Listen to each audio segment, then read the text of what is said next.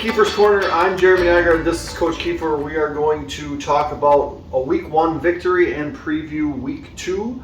Coach Keefer, how are you doing tonight? I'm doing great. So we have a road neutral site game in La Crosse last Thursday. First game in the state of Wisconsin against Kewaskum. Wiz Sports billed it as the 14th ranked Blackhawks against the 15th ranked Kewaskum Indians, and it didn't necessarily look like that for long. So let's start on the offensive side of the ball. What were your impressions of the Blackhawk offense? Well, we got off to a very fast start, and that's what you always are hoping for. I was very, very happy with our offensive line. Pass protection was really good. They just didn't get a lot of hits on the quarterback. I thought our communication was good, and there were some good fundamentals. And that allowed Cal to be comfortable. And, for a first start, I think the way Cal played it was amazing. You don't in your first varsity start, you're responsible for 6 touchdowns. Right. But by no means is that just, it's a team game, and that doesn't happen if we aren't getting it done up front. And we do have a lot of talented people all over that thing. Gavin Sell, you can see his explosion, and he's going to be an issue for people. And, there are going to be nights where, people are going to focus on Gavin, and we got, people like Colin Fritz, who's spectacular and one of the smartest, savviest, receivers I've ever coached. And it just kind of, I think he had one catch. One target, yeah. One target, one catch, but we do have a lot of kids. Colton Hush and Ryan Bean, all those guys run good routes, right, and they understand football. And so, we're lucky in that regard. So I did feel, really good about our start.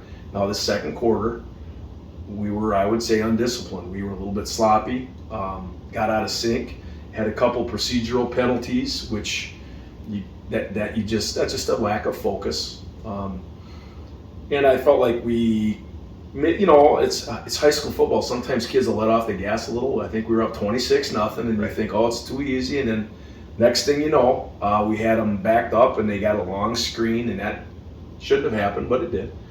And then they scored, and we fumbled, and they scored again. Boom, and they got momentum. And it was a whole new football game. It really was. At that point, it's 26-14 going into the halftime, and we talked at halftime about it. This is going to define our season. How are we going to respond to things, when you have some adversity? And obviously, you give up 14 in a game that you were, pretty much in command of. I loved our response in the second half. Kids came out, and we played a really nice third quarter. Absolutely. Moved the ball and really played good D. I thought it was a really nice third quarter. And then the fourth quarter, we got to play everybody, which was huge. So a lot of good things there. I thought defensively, I think that's another thing that, we obviously got to look at. I thought there was a lot of great things, but we can be so much better. We did some good pressure, had some good pressures. I would say we probably, if we do things a little, coach it better and execute it better, I think we probably have five more sacks, something like that. Just fundamental things, like not, there's some landmarks and things of that nature that kids got to get to. And we've learned, as coaches, there's a couple little adjustments that we're going to make that I think will help our kids defensively. So I was actually really happy. I think we're growing. We're making progress. So, defensively, I thought Colin Fritz had a great game at defensive end. No, he had a couple sacks. He had that strip sack. Yeah. He almost had one earlier. Forced fumble recovery. Yes. He had them all. Yeah, it was amazing. And he really played well. Noah Sarar is just, he's a really good football player, and he gets great knockback, and the angles that he takes and running things down. He's a kid that almost weighs 300 pounds, and he does not move like that. He moves. He's very, very agile for a kid his size, and of course, he's a tremendous, student of the game. He's a real smart guy and one of our leaders and great communicator. So thrilled with him. I thought Jackson Johansson was clearly one of the best players on the field. He just looks like a senior stud linebacker, and he's progressing, and love to see that. Thought Graydon Monacan had a really nice game. First game at free safety, and really showed up and had he could have had 2 interceptions. Right. I mean, the one he should have had. The other one would have been a heck of a play. Right. Neither one of them were easy plays. But really excited about him. I think we're maybe getting a little bit healthier too. So, lots of good stuff there. Really excited. So let's rewind here a little bit. We talked about Cal, 4 rushing touchdowns, 2 passing touchdowns, the 1 fumble, but really had time to sit in the pocket. And as far as like the thing with this offense is you give the quarterback a lot of opportunity to make their own decisions, right? We do. As opposed to, it's going to be a handoff here or it's going to be a pass here. Was the first play of the game, was that his decision to go deep, or was that something that you said, hey, we're going to be able to do this? That was a pass play. Because I'm a fan of throwing it deep on the first play of the game. That's a pass play. That was not an option. I would say that the quarterback does have an option on probably 2/3 of our plays. There are some that are firm runs. There are some that are firm passes. That was a pass that we wanted to get going. And really did get things going. It did. So we score, we stop them, we score, we stop them. 26-0. But looking at some of those other offensive players, Gavin had the big catch at the beginning, had the big catch called back. Mm-hmm. Did you know, we were confused up in the booth with why it was a loss of down. So was it obvious on the field that it was a loss of down? Not at all. I understand why it was a loss of down. Okay, we were aligned in stooges, whatever. So we have three receivers. Right. The number 1 receiver's on the line. That was Graydon. Yep. 2 is off. That was Gavin. Correct. And 3, our H was off, and I think that was either Colton or Ryan. I'm not sure who was in it at the time. Gavin, right before the snap, kind of moved forward a little bit. It could have been a false start. They didn't call the false start. It was a procedural thing. That could have been penalized. They didn't. But then he reset. Right. But he was on the line of scrimmage, and now he's covered up, goes out for the pass, and catches it. So that's why it was a loss of down, because but I couldn't get that explanation until I saw the film. I figured it out. Right. And I guess I was under the impression that in high school in Wisconsin, that's not a loss of down. It's a loss of down in the NFL. It's not a loss of down in college. And NFHS, it's not a loss of down. Well, so then that was in the state of Wisconsin that makes a loss of down. Oh, it is. Yeah. So Wisconsin is okay. Correct. Because I was super confused about that. And typically you see that as a loss of down because it's the quarterback scrambling to avoid a sack, throws it to somebody, that shouldn't touch it. Right. So it's like, we're not going to give you that. But we were really confused. But that kind of stalled that drive. It did. We lost our momentum. We're a pace team, and I thought we got out of sync a little bit. And, I think on my part, I can probably just maybe instead of, you ain't going to get changed, just go and move on to the next thing faster. And instead of trying to make, lawyer up and, get this thing straightened out, it ain't going to change. So that drive ended with our only punt of the game. Yep. Gus Cronin comes in. Yeah. Punts. Not a beautiful punt off the foot, but the result was down inside the 5-yard line. You'll take that. We'll take it every time. If you're not scoring, hey, that'll be great. I believe it was the first drive of the second half, maybe the second drive of the second half. So it's at this point, it's 26-14. Really, like you said, what are we going to do? How are we going to respond? Colton Hush catches a pass on our sideline. Yeah. And looks like Derrick Henry.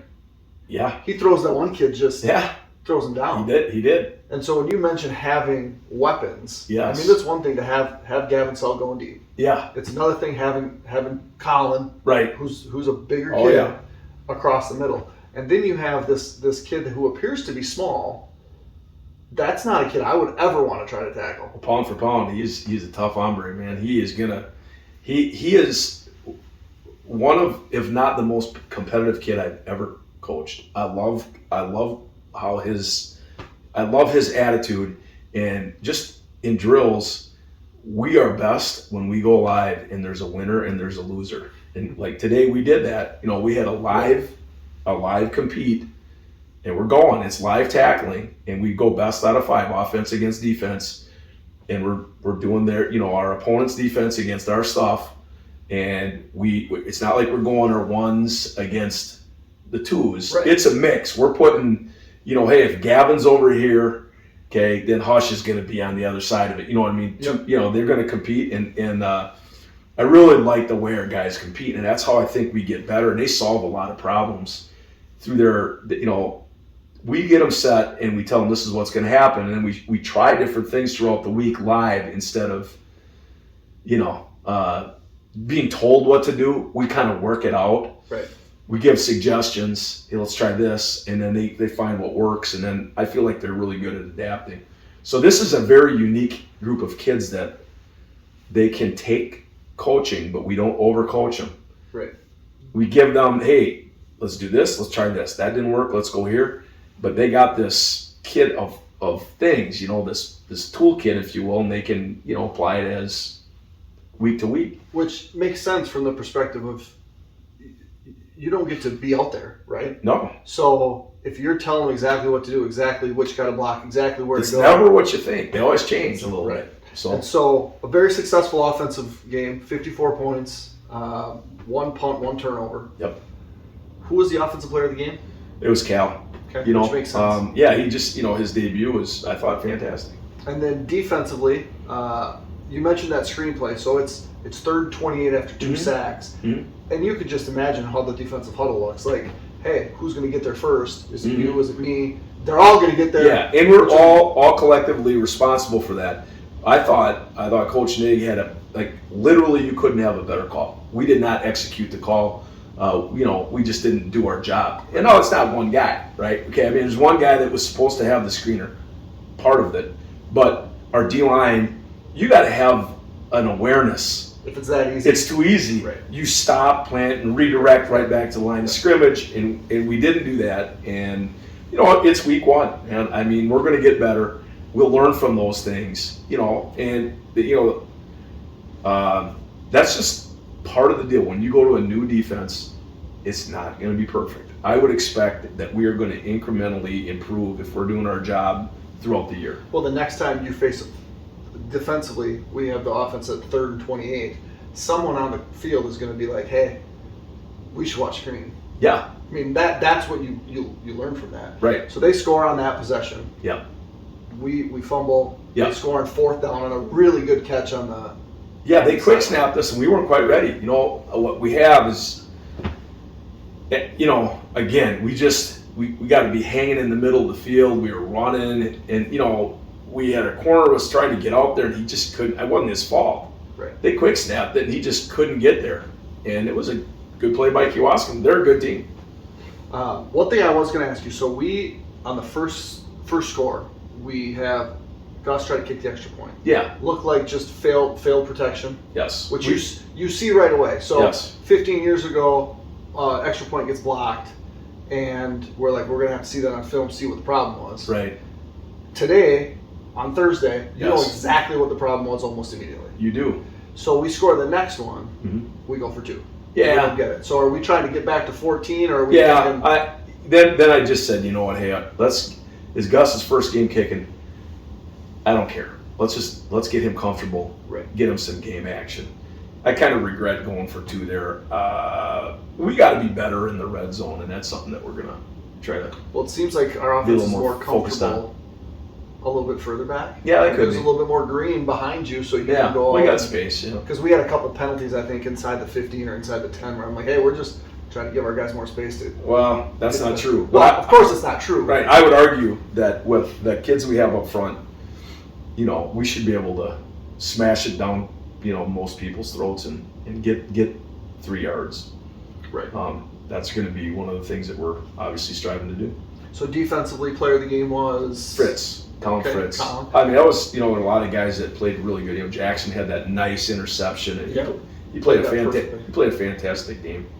He really did. I thought Graydon really played good too. How does Colin's defensive end position change in this new offense? You mean the new defense? Yes. Yeah. Well, I mean, there's some similarities, right?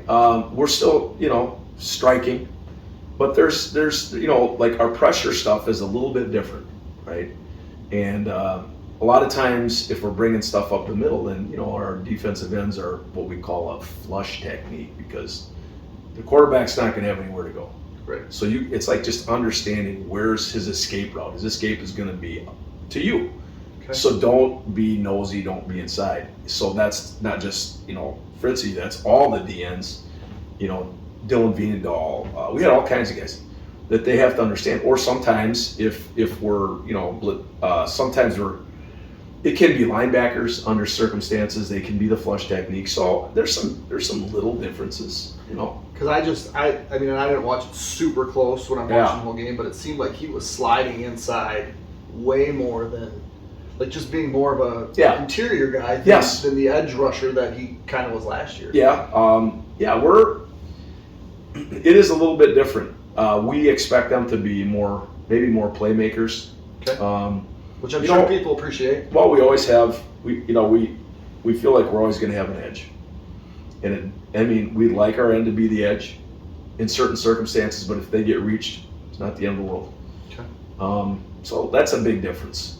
Before that was a cardinal rule: you're never going to get reached. Right. And now it's like, we don't want you to get reached, but if you do, don't get reached by a second guy. Okay.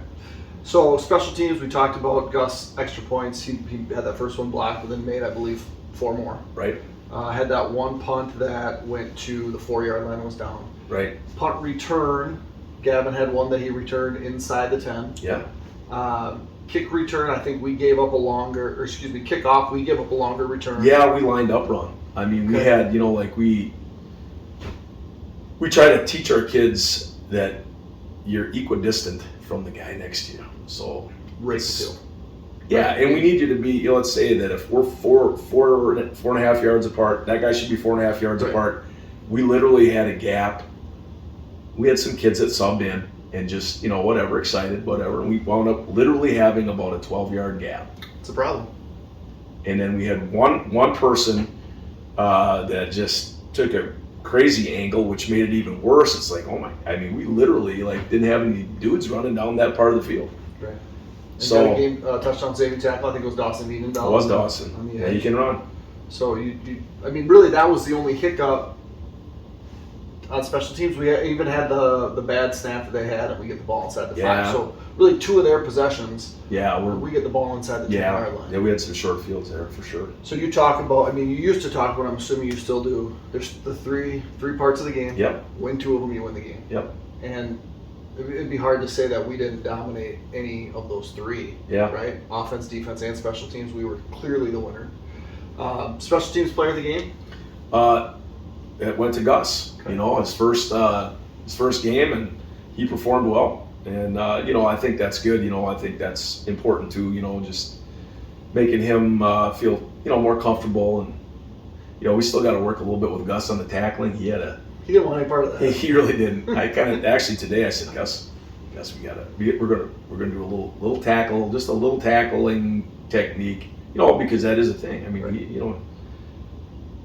If you just slow him down enough where someone else will make the tackle. Yeah.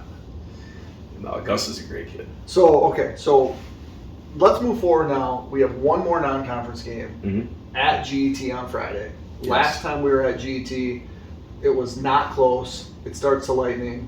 We leave with a 35-0 victory in the 3rd quarter. They came to our place last year. I don't remember the exact score. Also wasn't a real close game. They lost to Mondovi, I believe. Yes. 20-0. 20-0. How do we see this game going Friday night? Here's what I see. Mondovi is really good. Okay. Mondovi played in the state championship last year. Okay. You watch Mondovi, they are good. Okay. Gellert Trempealeau is vastly improved over last year. They are not even remotely close to the same. I expect them to be very, very physical. I expect it to be the same level of physicality that we're going to see from middle border teams. I really think that they are a physical bunch. They're unique, of course, because they do that foot-to-foot scrum stuff. They're still doing that. Still doing it, but they do enough other things, and it makes it challenging to defend them. It really does, because it's kind of like there's two different personalities, and it's. I think one of the things that helps us this year with the talented group that we have, I think we're going to be all right, where we can not have to change personnel to defend the scrum. I think we can defend the scrum with our starting defense, and then when they get into their other stuff, then we're doing what we've been practicing all fall camp and all.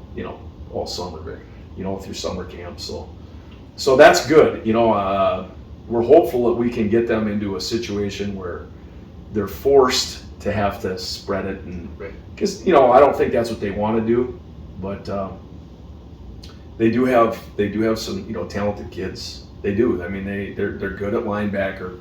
They're playing a little different scheme. At least they did last week. They had an even front, and they had four linebackers. I don't know exactly what they're going to do with us, but yeah, you can't really do that. No, yeah. Well, yeah, I don't know how they're going to do it, but this is the third time we've been down to GT. Because the first year was great game. The double overtime, one of the best games. It was an awesome game. Yeah, that was fun. That was fun. It was a great game, and that was a good football team. GT really had a good team. We had a really good team. And then we had the Lightning. And this is number 3. And this is number 3. Okay, that's what I thought. Yeah. And my last high school football game was against GT. Is that right? At King Field. Yeah, I lost him in the playoffs. Mm-hmm. And then we haven't seen him now for 20 years. So, moving back to last night, C Squad kicked off their season. How did that game go? That went great. We played against Shatek, and Shatek, I would bet, I don't know for sure, but just looking at their kids, they had, I talked with Coach Knickerbocker, and I think they had, 11 or 12 freshman kids out, and then they supplemented that with, I assume, some juniors and seniors. We played our freshmen, and I think we had four sophomores that played. Just because that would be the best chance for them to play. Yep. And we did play everybody. That was great. And if you just looked on the hoof at the Shatek kids, I mean, they had some kids that were huge. They had 6'5". I'm sure that kid had to be 260. They had a bunch of big dudes. I mean, they looked. I mean, when warm-ups, I'm looking over, I was like,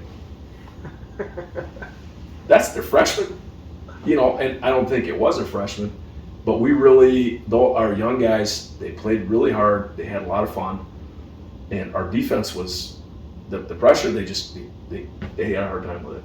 We were bringing the, bullets and smokes, and they had no answers. I don't know how many tackles for loss and sacks we had, but it was a lot.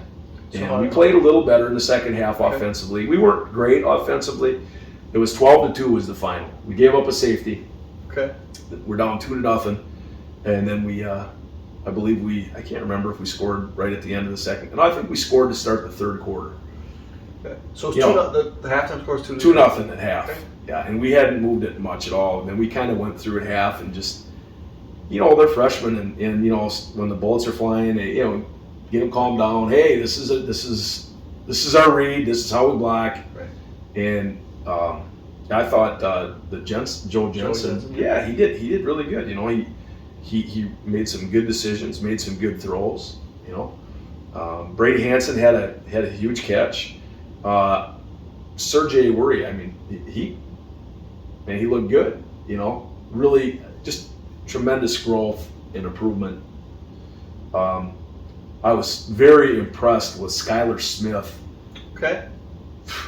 He was coming up from safety, and he just popped guys. He did it 2 plays in a row, and then that's the coolest thing about, I remember listening to Skylar after the game, because they get together, hey man, we won more games this year than we did last year already. They're just fired up, right. And they're going to keep getting better. Right. So it's fun. It's a lot of fun. It's a good group. I like the numbers. Hopefully we can keep working there. But so we'll have our varsity game Friday at GT. Mm-hmm. Monday is going to be C Squad and JV. Yes. Home against Amory. C Squad plays Amory.